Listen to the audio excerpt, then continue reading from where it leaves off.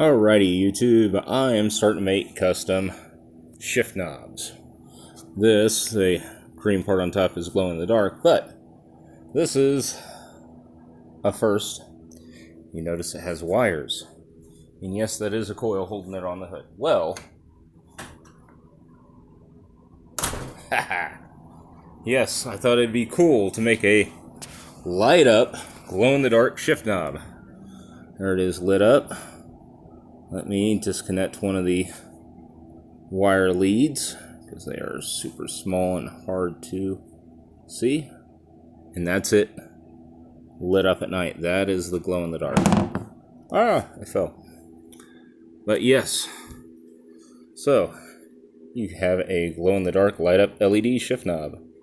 For anybody interested, the thread pattern on this one is 12 1.25. If you guys want something custom and a different, bolt pattern, just let me know.